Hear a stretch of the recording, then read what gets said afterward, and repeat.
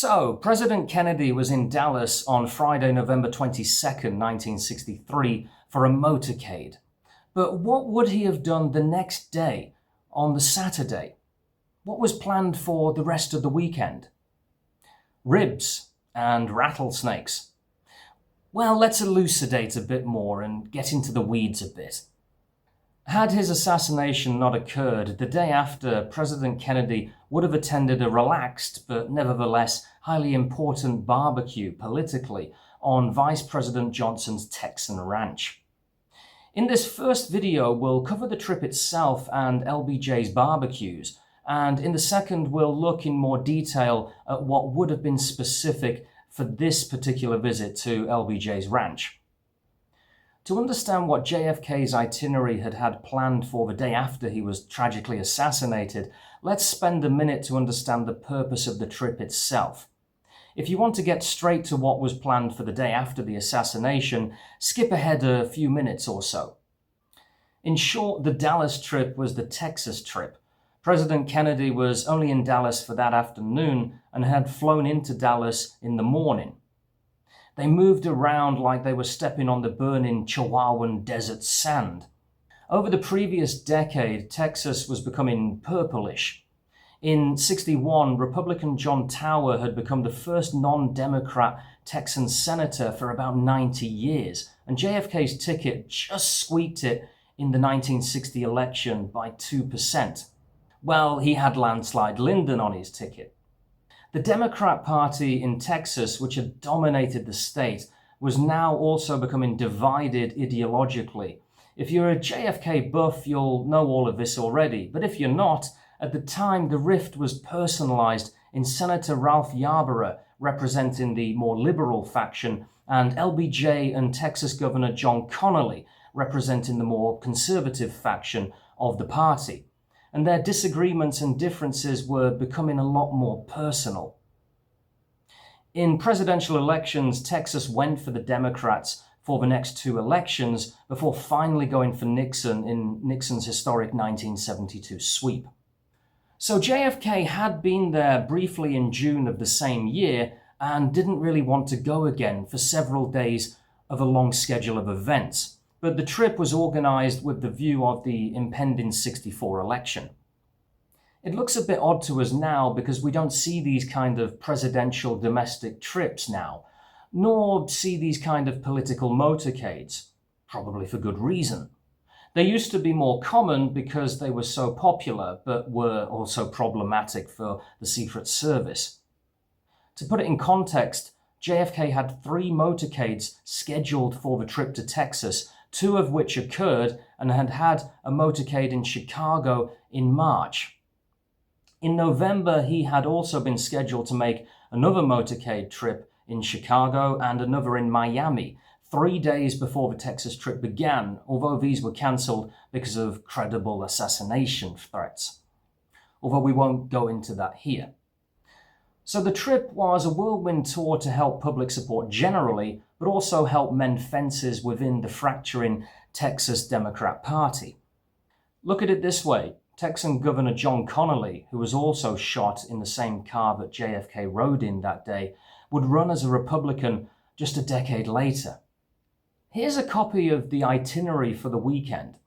That weekend was Thursday, Friday, and Saturday, with the possibility of an extended Sunday if necessary, darting across all of Texas without any rest, before flying back to Washington.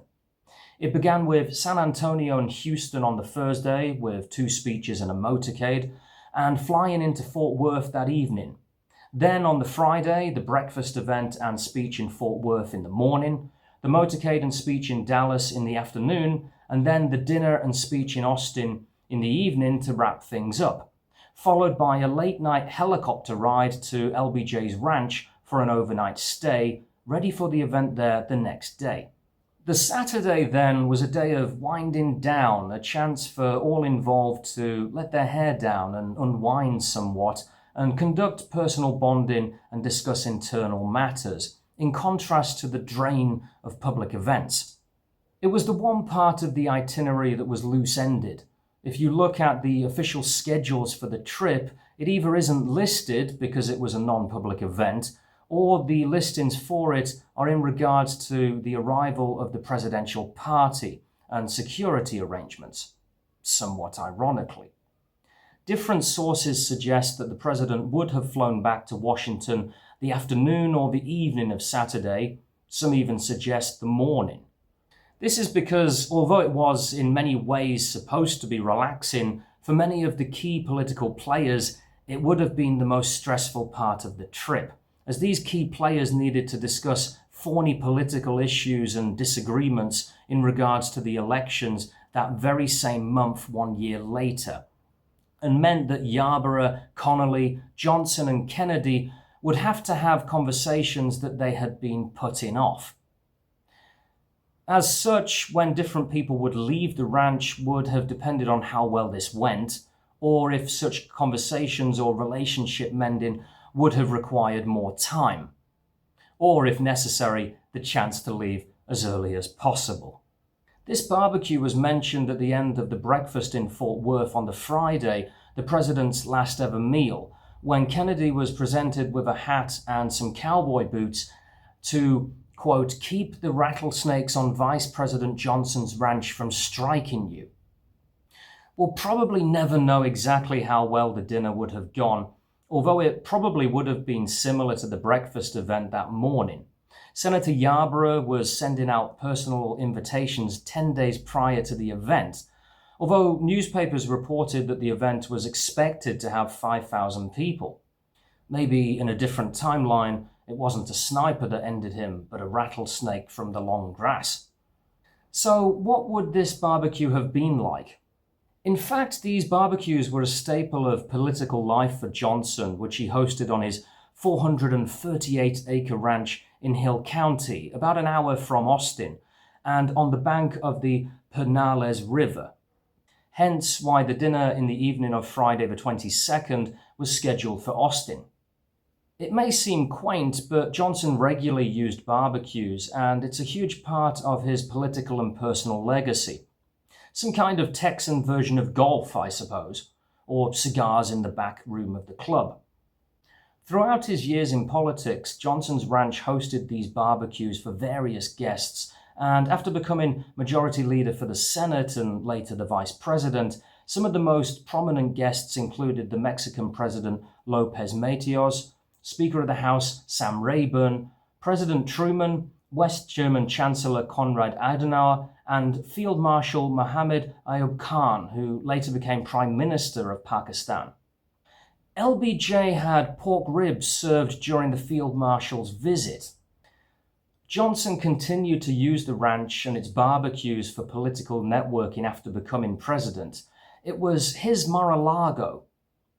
Johnson's first state dinner was a barbecue on the ranch for West German Chancellor Ludwig Erhard, and he celebrated the 1964 electoral victory with a spontaneous barbecue on the ranch with Hubert Humphrey. The main caterer for all of these events, Walter Jetton, remarked that Humphrey stuffed himself with rib after rib continually for an hour. Guests would usually stay overnight, and world and Senate leaders were no exception. It was very effective for forging political bonds, as it was a gift of courtesy, trust, and intimacy that few other political meetings could offer. Johnson was letting you stay overnight in his house. Difficult to imagine many other leaders doing this. One of these political barbecues had a huge reenactment of the settling of Texas, first with Native Americans, then Spaniards and Anglo cowboys, with cattle, buckboards, and a whole show. The fields also, naturally having cows, would acquire cow crap that the Air Force apparently was ordered to remove for high-profile events. As just mentioned, these barbecues were catered by a local legend, Walter Jetton, known in Texas as the Barbecue King. Always makes me think of a mix-up between Jim Ross and Jerry Lawler. There are some excellent videos of these barbecues shot by local TV crews and collected at the Texas Archive, which I will link to in the video description. Jetton ran his catering company out of Fort Worth, a couple of hours away from LBJ's ranch and specialized in open pit barbecues. He not only catered, but also put on a show at the same time, usually dressed in an apron and Stetson, while roasting an entire cow on a spit over a log fire. So what was the purpose of the barbecue for Saturday, November 23rd that never happened? Politically, the purpose was twofold. First, to continue the bridge building between the fractured wings of the Texan Democrat Party in an informal and possibly more jovial setting. And second, for Johnson to spend intimate and extended time with Kennedy to make his case to the president as to why he should remain on the ticket the following year. If you're into this history, you'll know that Johnson was stamping rattlesnakes at his heels down politically at the time, and Kennedy was planning to drop Johnson from the ticket in 1964. But we'll discuss more about what they probably would have talked about privately and what the barbecue itself would have been like in part 2.